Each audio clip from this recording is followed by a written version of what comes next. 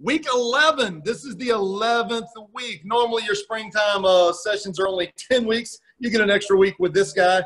This is going to be a big review week. We are going to be talking about all of the aspects of that test that you're going to take if you're going to come in and do certification next week. So if you're paying attention, you might want to write some things down. If not, guess what? You can come back, go to the YouTube channel, and you can listen to everything we talk about on here because I'm talking about like everything that's going to be on the test. So then you can write stuff down, do some studying, whatever you need to do so you can pass those written tests. Sounds pretty good, right? Not only do you get to hear it once, but you can go back and hear it again. It's almost like developing your own cheat sheet without cheating. I like that. That's good stuff.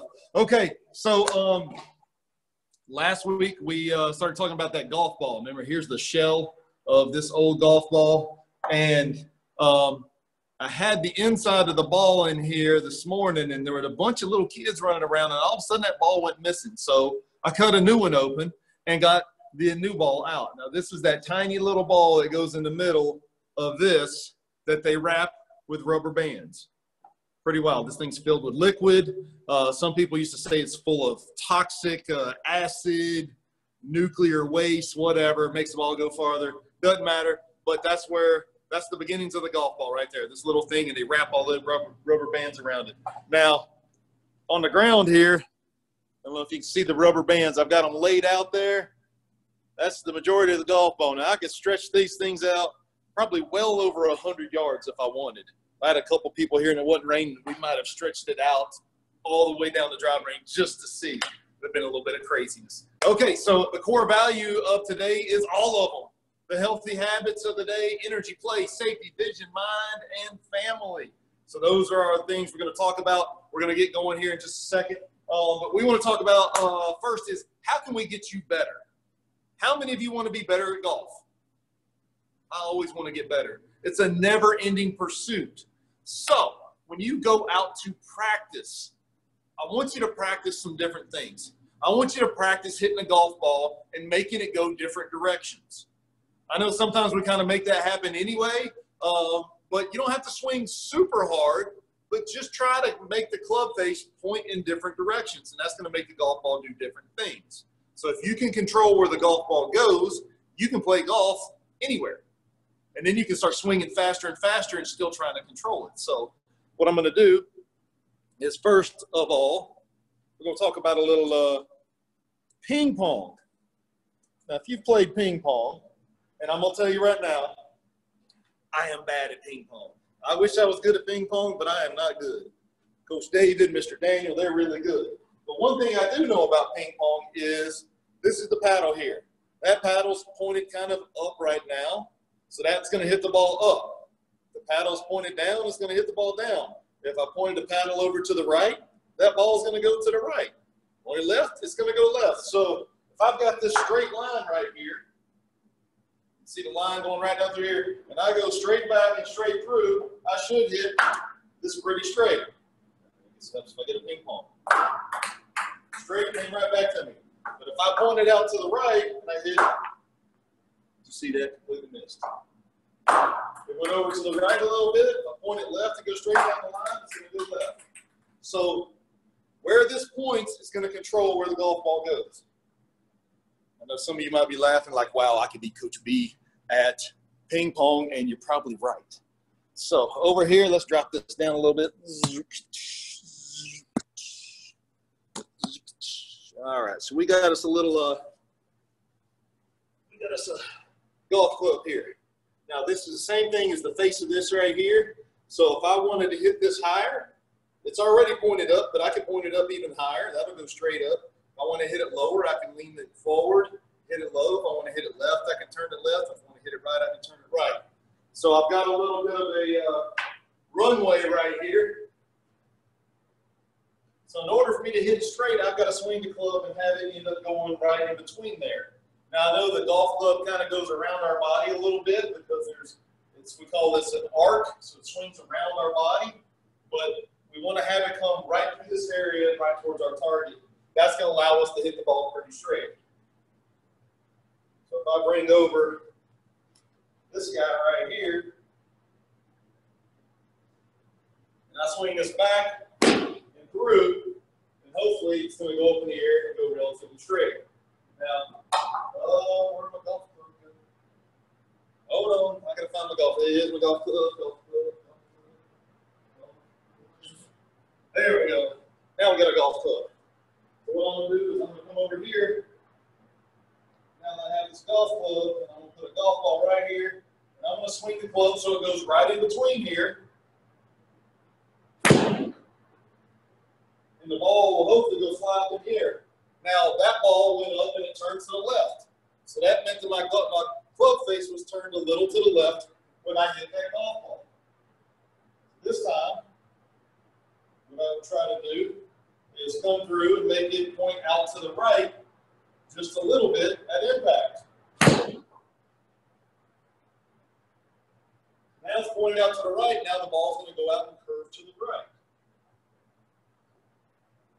So I made one curve left, I made one curve right. And now the fun one is to try to actually make it go relatively straight. If that's going to go a little left, that's okay.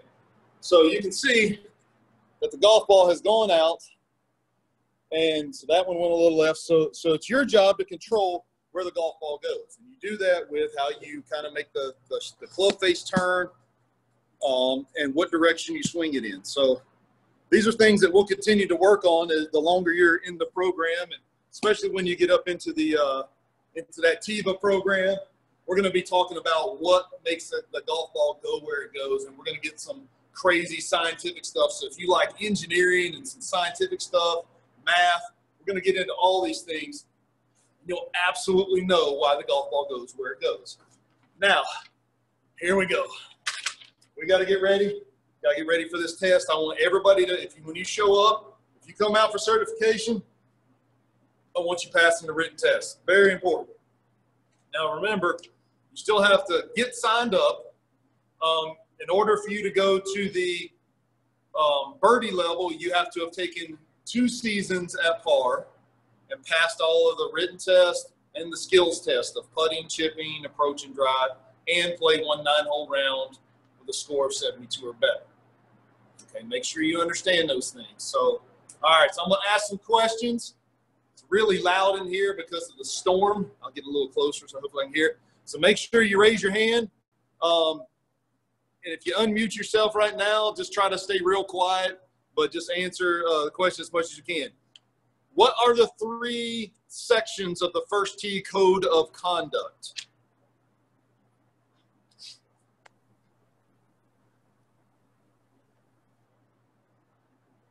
Come on, I need some hands raised. Anybody? Sections of the Code of Conduct. It's based on respect.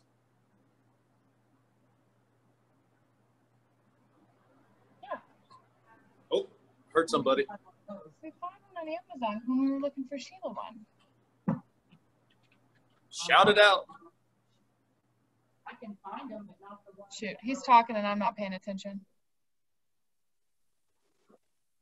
Is it respect for myself, respect for others, and respect for my surroundings? Yes, that is absolutely our First Tee Code of Conduct. So if you see it on the test and it says First Tee Code of Conduct's 3 sections are respect for myself, respect for my friends, respect for my surroundings, that's false.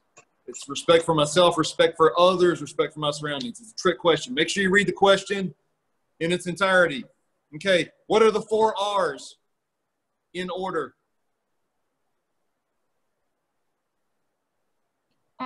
Let's go with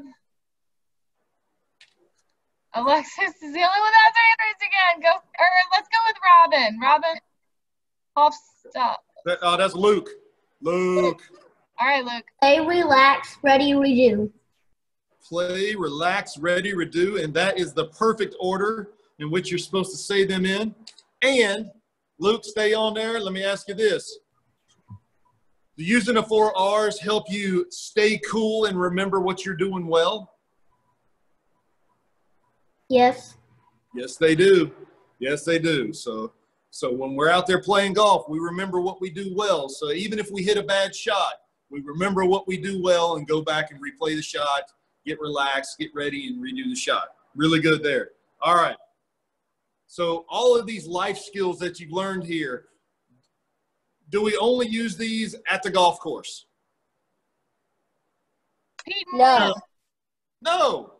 Where do we use them? Everywhere. Everywhere. Everywhere. Good answer. Good answer. Good answer. Should your personal par be the same as your best friend's? No. No. No. Everybody's different. Taller, shorter, bigger, longer, stronger. Who knows? Slower, faster. Doesn't matter. We all grow at different rates that have different abilities. So you're focusing on improving yourself every single day. Get a little bit better every day. That's really important. When you're learning something new,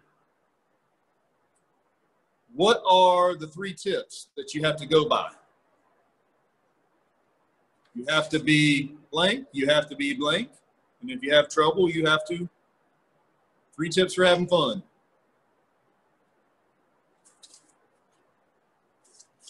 Anybody?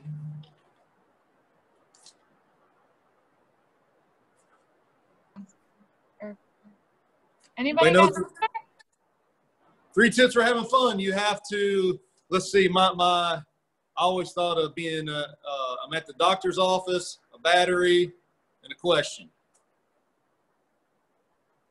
So when you're at the doctor's office, you're considered a patient. So you have to be patient. You have to be, a battery has 2 sides. What are those? Positive and negative. Okay, so do you want to be negative? No, positive. No. Okay, positive. Okay. Be patient, be positive, and the question mark is if you're having trouble, you ask for help. Those are your 3 tips for having fun. Make sure you know those. And what's important is you can ask anybody for help. Now, typically you want to ask somebody who knows what they're talking about. Now, if somebody's hitting the ball worse than you, probably not the right person to ask for help in your golf game. But, you know, typically most adults should be able to help you a little bit. Worst case scenario. But if I'm around or one of the other coaches around, make sure you ask them for some help there. Okay,